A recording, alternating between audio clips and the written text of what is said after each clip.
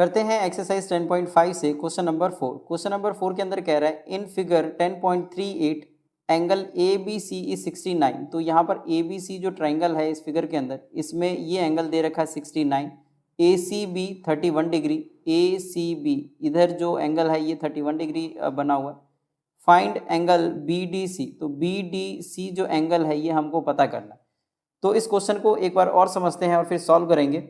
तो ए बी सी जो है एंगल यहाँ पर ये 69 डिग्री दिया हुआ और ए सी बी ये दिया हुआ है 31 डिग्री, और हमको पता करना है to find B D C, तो ये एंगल हमको पता करना है। तो सॉल्यूशन, तो यहाँ पे इस ट्राइंगल ए बी सी के अंदर इन ट्राइंगल ए बी सी जो एंगल ए बी सी है by angle sum property, by angle sum property, जो एंगल ए बी सी है, ए बी सी और A C B, angle A C B और जो angle B A सी है, B A सी, इस तीनों को मिला के ये 180 डिग्री बनेगा बाय एंगल सम प्रॉपर्टी। तो ए बी सी यहाँ पर दिया हुआ 69 डिग्री, तो 69 डिग्री प्लस जो ए सी बी है ये दिया हुआ 31 डिग्री, यहाँ लिख लेते हैं 31 डिग्री, और हमें बी ए सी पता करना, तो B A C is equal to 180 degree.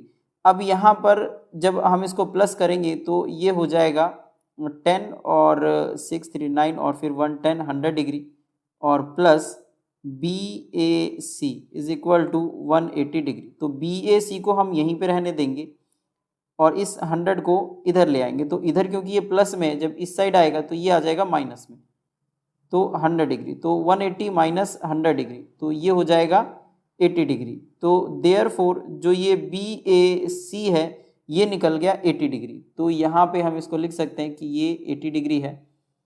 अब यहाँ पे एक थ्योरम हम जानते हैं जो आपने इस एक्सरसाइज 10.5 को अगर आपने पढ़ा होगा इसको, तो इस थ्योरम में ये कहता है कि जो angle in the same segment जो होते हैं वो इक्वल होते हैं। अब angle in the same segment का क्या मतलब है, जैसे ये बी सी कॉर्ड है, तो बी सी कॉर्ड है तो ये दो सेगमेंट में डिवाइड हो रहा है इस सर्कल को, मतलब डिवाइड कर रहा है इस सर्कल को। एक यहाँ से ये सर्कल है छोटा बड़ा सर्कल, और एक यहाँ से नीचे वाला ये सर्कल है। तो बी सी डिवाइड कर रहा है इस सर्कल को दो में, सेगमेंट है, इसी को हम सेगमेंट बोलते हैं। तो यहाँ पर ये जो बड़ा सेगमेंट है इसमें जो एंगल बी ए सी बन रहा है और एक बन रहा है बी डी सी, मतलब दो एंगल बन रहे हैं इसी सेगमेंट के अंदर। तो अगर हम यहाँ से एक और एंगल बनाएं या फिर जितना मर्जी भी एंगल बनाएं, ये सारे के सारे एक ही एंगल होंगे, मतलब अगर ये 80 है तो सब 80 डिग्री ही बनेगा। और इसी रीजन की वजह से जो बी डी सी है वो भी 80 डिग्री ही बनेगा। और इसको हम लिखेंगे कैसे, तो यहाँ पर हमें ये लिखना पड़ेगा कि we know that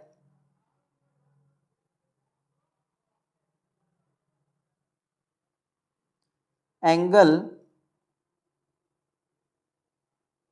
in the same segment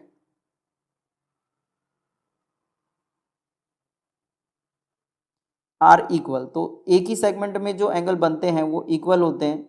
तो देयरफॉर जो यहाँ पे बी डी सी एंगल है, बी डी सी ये हो जाएगा बी ए सी के बराबर, B D C B A सी ये दोनों एंगल इक्वल हो जाएगा। और अगर ये 80 दिया हुआ तो इसका मतलब ये भी 80 होगा।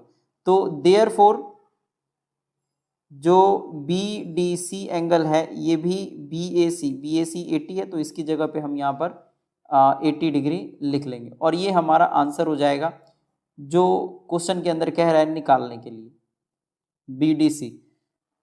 तो ये हमारा आंसर हो गया, और इस तरीके से ये क्वेश्चन जो है ये सॉल्व हो गया। तो एक बार मैं आपको और समझा दूं कि angle in the same segment ये क्या होता है। तो जैसे कि अगर कोई एक सर्कल है और यहाँ पर एक कोई अगर कॉर्ड है, तो यहाँ पे इस कॉर्ड से अगर ये ए बी कॉर्ड है तो यहाँ से अगर मैं एक एंगल बनाऊं, मतलब इसी कॉर्ड से इसी से उठना चाहिए और बाउंड्री को टच करके दूसरे पर ये आ जाना चाहिए। तो जो ये एंगल होगा इसी से उठने वाले एक दूसरे एंगल को, और यहाँ पर जब ये एंड हो जाएगा ये लाइन मतलब ये एंगल, तो जितना ये होगा उतना ही ये होगा। और इसमें हम जितना मर्जी भी एंगल बना ले, लेकिन कॉर्ड के जो ये दोनों पॉइंट है इसको ये टच करना चाहिए बाउंड्री से आने के बाद में, तो ये बाउंड्री पे जाएगा, फिर आके अगर दूसरे पॉइंट पे अगर मीट करे तो ये तीनों एंगल अब बराबर हो गया। आप जितना मर्जी एंगल बनाओ ये सब बराबर होगा, और इसी को हम बोलते हैं angle in the same segment. तो ये कॉन्सेप्ट है इस एक्सरसाइज 10.4 का 10.5 का, जिसको अगर आप पढ़ें और इसको प्रूफ करने की कोशिश करें तो आपको ये बहुत इजीली समझ में आएगा कि क्वेश्चन कैसे हुआ है और angle in the same segment क्या होता है।